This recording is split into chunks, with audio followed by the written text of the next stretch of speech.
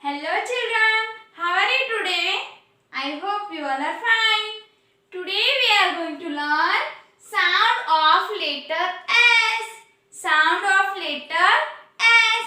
In previous we have learned sound of letters A to R. And today we will learn sound of letter S.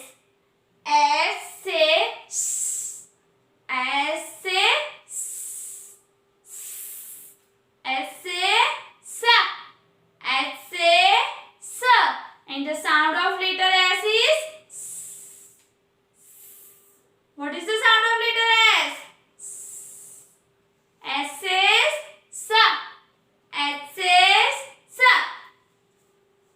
This is capital S and this is small s. Capital S and small s. S as in sunflower.